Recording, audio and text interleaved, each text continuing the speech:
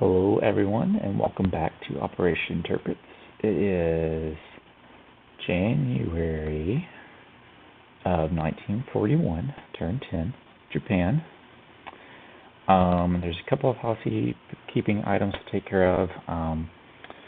The American strategic bomber that flew to southern England has actually been changed, and it flew to London instead, since the airborne had to be built in London. So just a minor change there. And the Japanese bank has one less IPP in it because the major port upgrade that was built in the Java C and P60 cost 4 instead of 3. Upgrading that port did. Japan did save 2 from last turn, so it didn't affect any of the buys. It just meant that instead of saving those 2, Japan only saved 1 IPP for this turn. Finally, Spitfire, as the USSR made an attack into Turkey. He forgot to put this in the video, but he wanted to do this attack into Turkey. He did it for 1 round. Everything missed, and then he retreated the infantry back into Transcaucasia. And what that did is it caused Turkey to become controlled by the British, which I'm not sure how to make one of those control markers. Don't know. Oh, here we go. British control.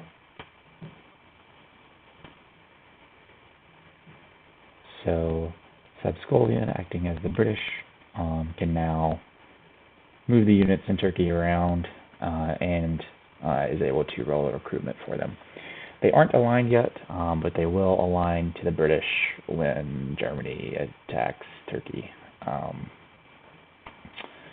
So I think that's got it for housekeeping. So we will go into the Japanese turn.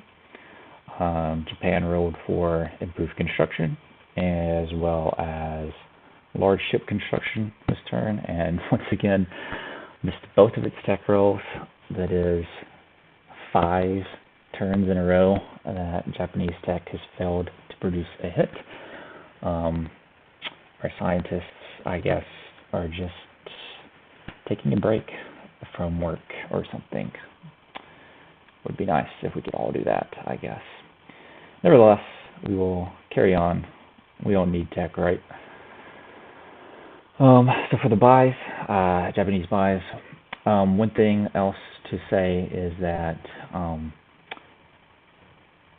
after the USSR completed its turn and collected income, Japan declared war on the USSR, which meant that the Japanese-Soviet non-aggression pact has been broken, and Japan is now at war with, Japan's actually probably at war with basically everybody at this point. So Japan is at war with Russia, and in order to break that pact, Japan does have to pay 5 IPPs, so we will deduct that from the bank now. And after Japan declared war, Germany followed suit and also declared war on the USSR, because why not? So at this point, for Japan's buys, Japan is going to buy 3 medium tanks for 18.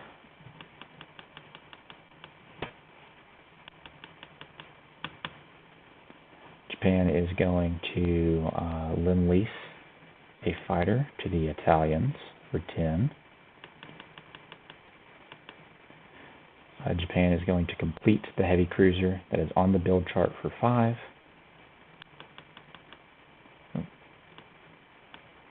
Okay, there we go. Japan is going to start construction on 4 new heavy cruisers for 20.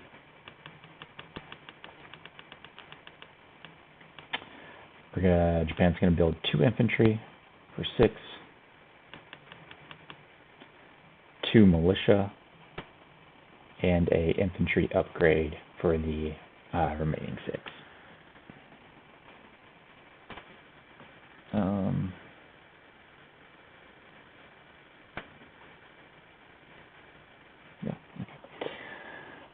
So that is the Japanese buys, spending all of our money this turn. The Japanese do have some combat moves, quite a few of them actually. So the Marine in Madagascar is going to get on board the destroyer transport, and it's going to move up into I-6 and amphibiously assault southern Iran. It's going to be joined by a Marine and a medium tank from Maharashtra. The remaining Marine is going to go into and attack Delhi. The infantry in Calcutta is attacking Benares. The medium tank in Calcutta is attacking Benares, and if possible, blitzing into Delhi. And one of the fighters in Calcutta is going to attack Benares, and if possible, blitz with the medium tank into Delhi. The remaining two fighters in Calcutta are both flying 1, 2, 3 into southern Iran to participate in that attack. And the attack bomber that is on Sumatra is flying 1, 2, 3, 4 to join in that attack as well. And those will all land in Maharashtra as their only legal landing space.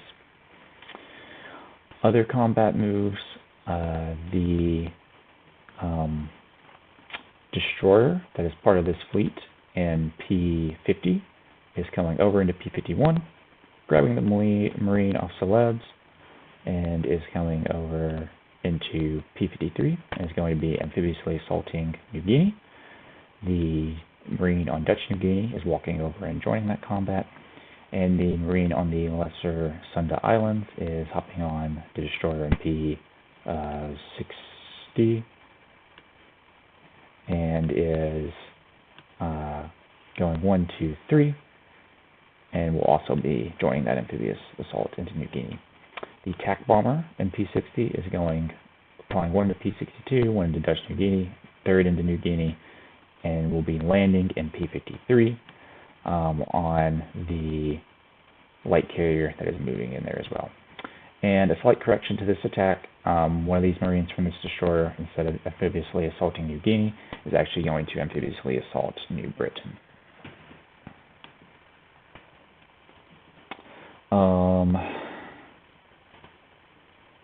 I think that's all of the combat moves for down here. Sub rating. Okay. The sub that is in P-63 is coming down 3 into P-72 and is going to raid. The sub that is in the sub that's in P-50, the regular sub in P-50 is going 1, 2, 3, is coming down to P-63 and is raiding. One of the coastal subs in P-50, we do have this sub base, so they get +1 movement, and it is coming over into I-7 and raiding. The sub that is in I-4 is coming down into I-1 and is going to raid. And the last coastal sub that is in P-50 is going to come down 2 into P-60 and it's going to raid there.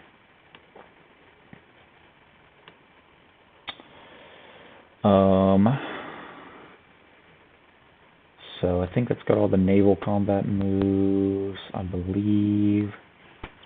For other combat moves, the medium tank in Rihi is coming up 1 into Western Manchuria. This is not a mountain border, so it's then able to use its second movement point and go up into Cheetah and take that. One of the medium tanks in Rihi is going to walk over to Eastern Manchuria, which is again not a mountain border, and is going to assault Primorsky Krai. And the final medium tank is going to walk up into Western Manchuria, which we already said wasn't a mountain border, and it's going to walk over and attack Karelian. All 4 cavalry that are in Suyong are going to be joining that attack into Karelian. The motorized infantry is going to be joining that attack, and one of the regular infantry is going to be joining that attack as well. 1 infantry from Suyong is also going to walk into and attack Central Mongolia. The tactical bomber in Rihi is going to fly 1, 2 and join the attack in Karelian. The attack bomber in Nanking is going to go 1, 2, 3 into Primorsky Krai and attack that. The artillery and 2 of the infantry in Korea are going to walk into Primorsky Krai and join that attack. The transport in P14 is going to pick up the Marine. It's going to go 1 into P15. It's going to pick up 1 of the infantry from Kyushu. And then it's going to use its last 2 movement to go up into P2. And is going to amphibiously assault Primorsky Krai from P2, which allows us to ignore the coastal artillery, since that only covers the border with P7. I think that has got all of the combat moves declared. So, with that being the case, we will go ahead and start rolling for some of these. We'll just start with Russia, I suppose. So, on the attack on Primorsky Krai, I have an artillery that it first strikes at 2, and it's going to be upgrading one of these infantry to also attack at 2. I then will have 3 remaining infantry attacking at 1, a attack bomber attacking at 7, and a medium tank attacking at 5. And the Russians will have 4 infantry, all defending at 4. So that's 4 Russian infantry at 4, a Japanese medium tank, a Japanese attack bomber, a Japanese artillery, and a Japanese buffed infantry, and then 3 regular infantry. So we will go ahead and roll this die for the artillery first strike and see if we can get a hit there. And we do not, so everything else will get to roll. So we will do round 1.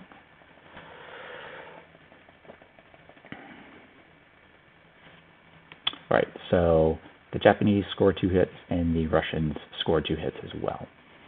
So that is 2 Russian infantry dead, and that is both of the amphibiously assaulting infantry dead, since I have to take those casualties first. So we'll delete these 2 for them, and we will delete these 2 for these, and we will go on to round 2.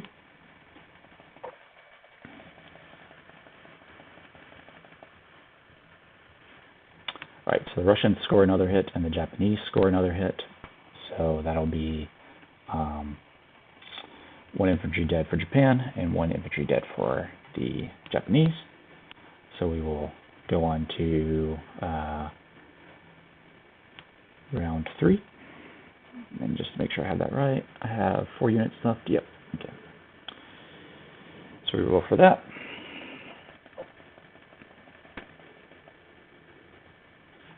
Right. The Russian infantry missed, and the attack bomber hit.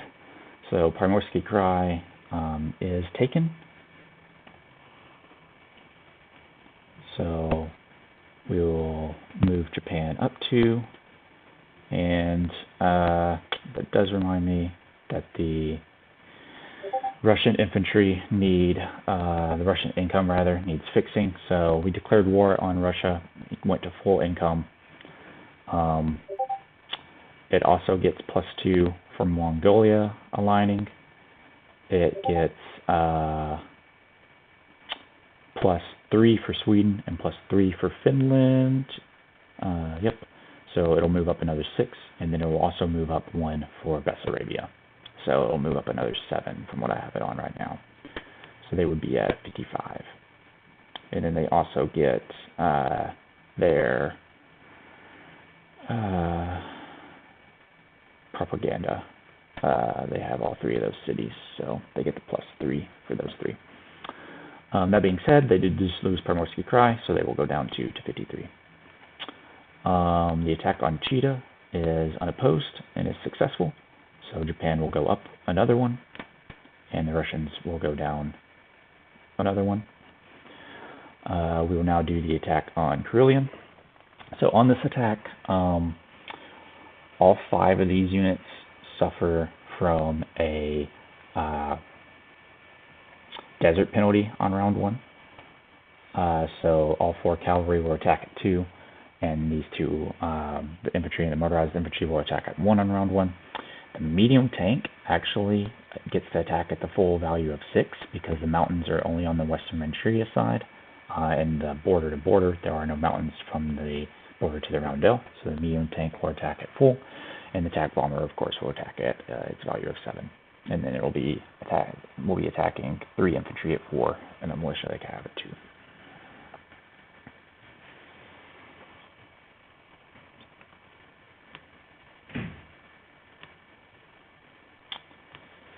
So like I said, 4 cav at 4, 2 infantry at 2, a medium tank at 6, and a attack bomber at 7, target select 3. No first strike rolls for this one, so we will just go straight into rolling for it.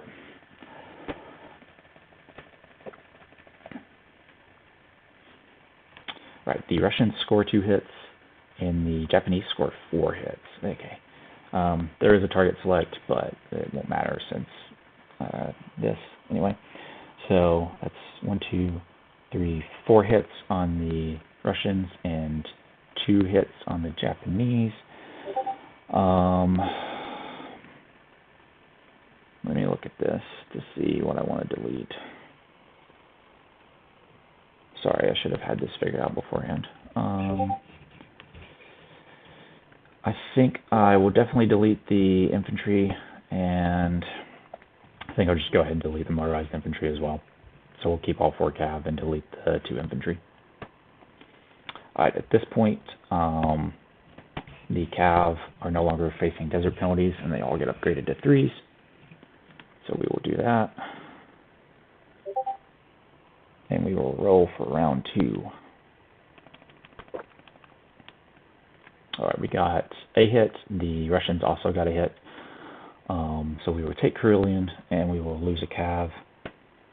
So we have these units here that are left.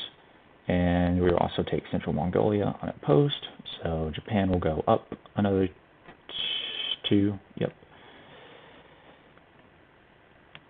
And the USSR will go down 2. So it takes care of all the Russian combats.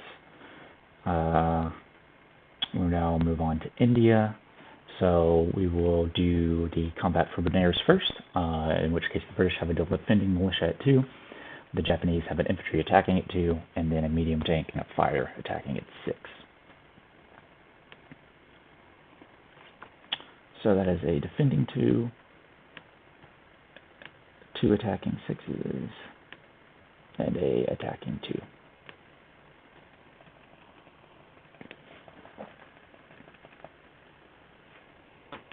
Right, the Japanese hit and the British miss. So we will take Benares, and that only took 1 round, so the medium tank and the fighter do get to blitz into Delhi. So Japan will go up 1, the FEC will go down 1, and we will now roll for Delhi. So this is a city, so the militia will defend at 3, target select 1 for vehicle, which could be dangerous for my tank, but we'll see what happens. And on our side, we'll have the exact same that we had for Benares. We'll have an attacking infantry at 2, and then the tank and fighter at 6.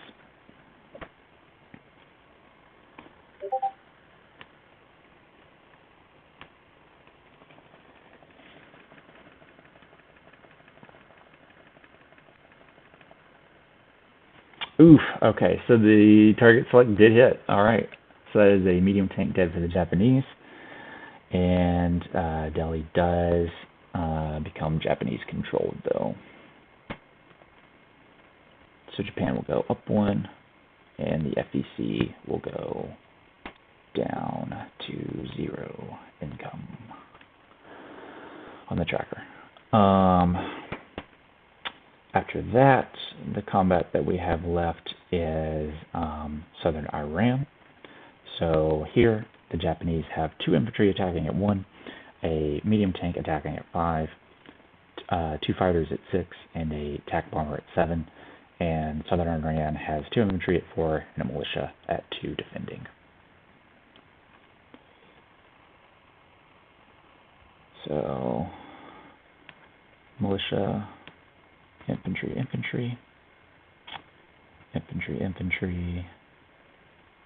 medium tank, and a attack bomber.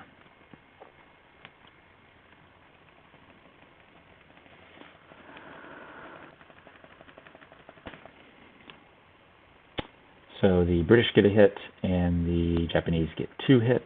So that is the militia and the one of the infantry dead, and we will lose one of our Marines for our hit that we have to take.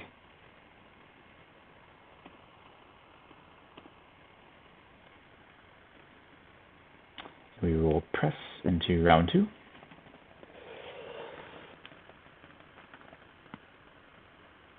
And we got the final hit we needed, and the Southern Iran infantry missed. So we will take Southern Iran, and we will go up 2 on the income tracker. 264. Our final combat is going to be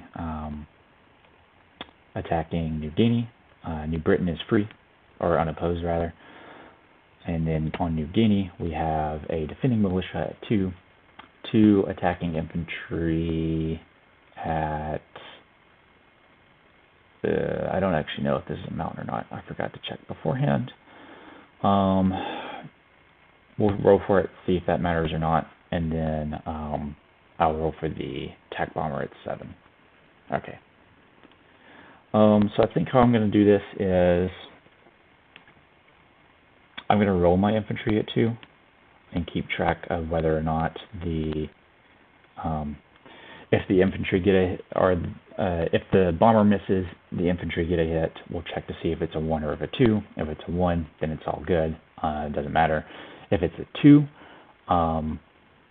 I will treat it in the file and on this video as a success, but then I will keep rolling as if it missed, so that we can, after I go back and check whether it's a mountain territory or not, we'll already have the rolls fixed and everything, so we'll be able to figure it out. So that being said, we'll just go ahead and roll for it.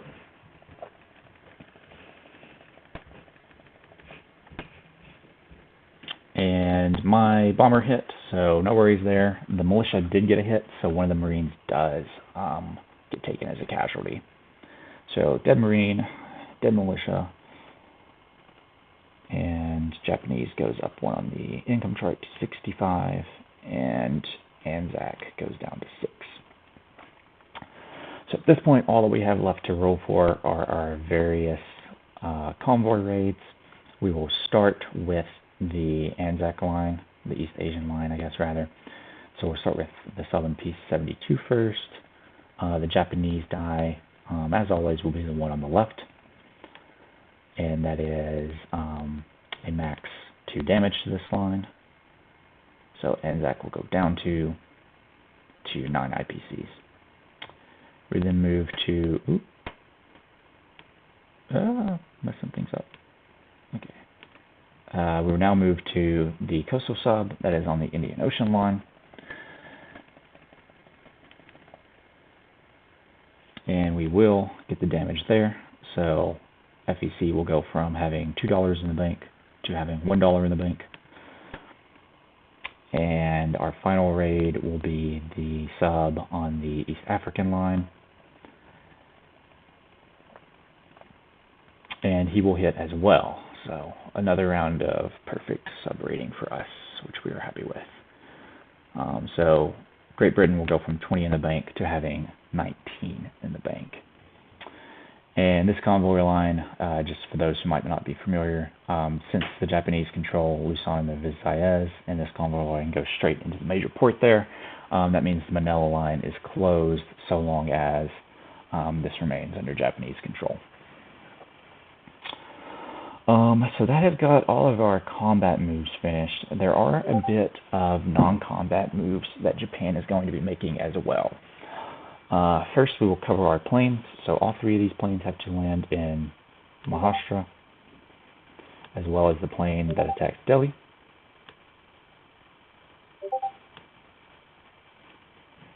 All right, bear with me with this because this can potentially become confusing, but we will try to work it out. So the transport that is in P50 is going to grab the Marine off Luzon to the IS. It's going to go up into P41, grab the Marine that is in Quang Tung, and this is strategic naval movement, sorry. So that is 1, 2, 3, 4.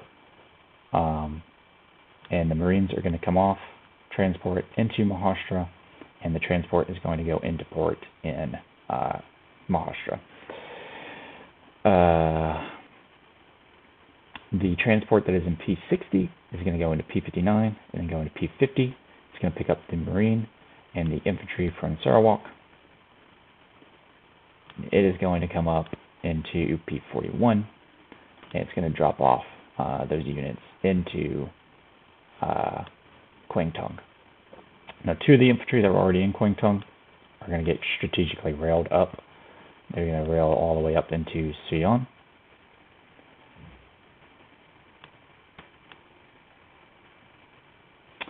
The transport that is in port in Kyushu is going to pick up 2 infantry from Kyushu.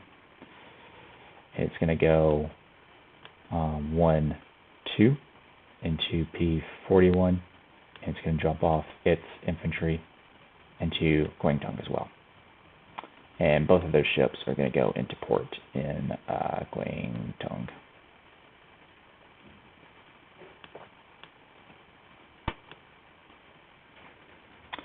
So that covers that transport, those transports, that transport. The transport that was in Maharashtra is just going to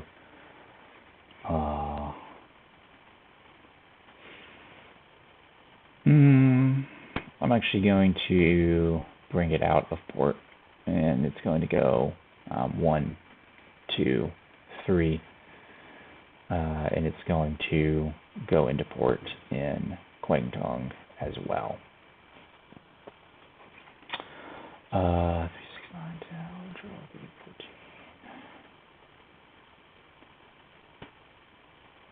14. Oh, yep. Okay, that's how that's going to go. The TB destroyer in P60 is moving up into the Caroline Islands. And actually, just to simplify this, all of the remaining Japanese combat ships that haven't already moved are going to go into P46 off the Caroline Islands. So for all those in P50 that I just moved the fleet marker for,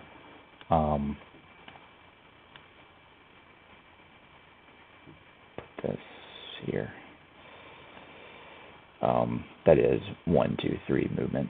So this destroyer is actually going to go into P53, but the battle cruiser is going to come over into P46. The heavy cruiser is coming over into P46. Both battleships that are in port in Malaya are going to come over and go into P46.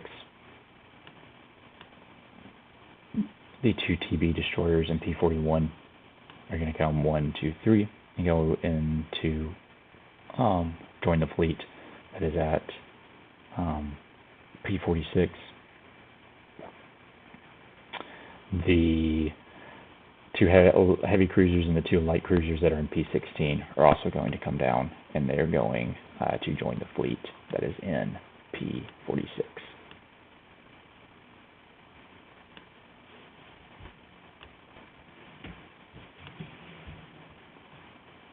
I'll be able to put this actually in this zone.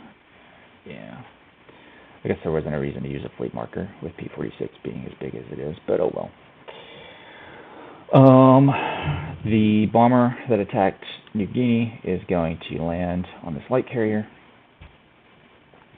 I think I've got all the attack. Oh, I got these. Okay.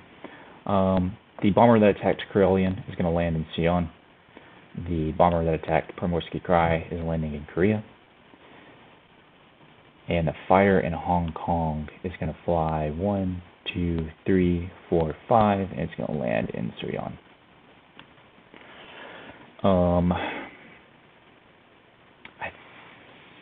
what happened to these?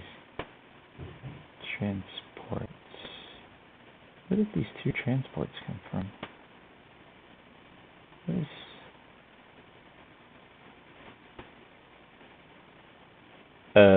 I'm not entirely sure what these two transports are doing at the top of this thing. I'm only supposed to have 5, so I'm just going to delete them because I have the 3 that I put import in Guangdong,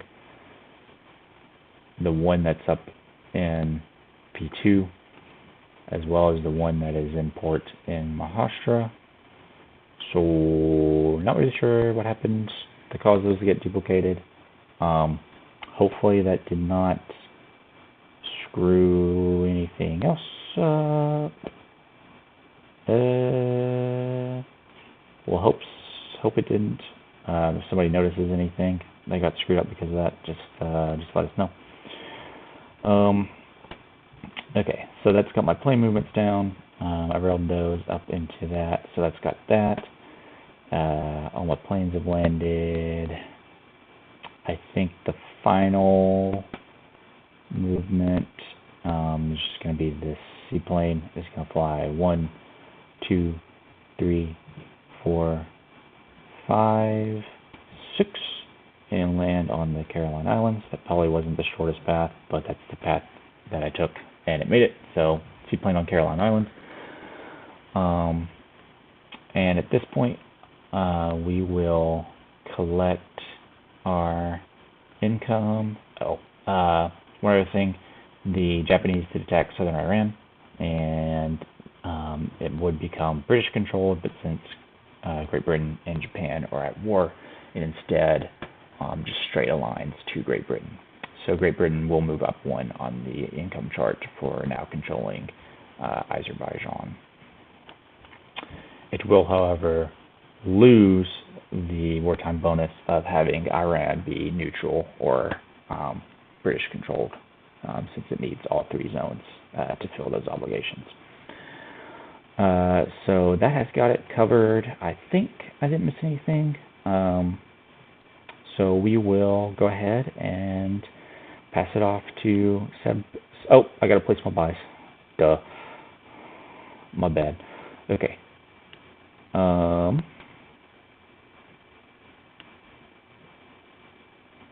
We'll stop in India because we are building a militia in Maharashtra and a medium tank in Calcutta.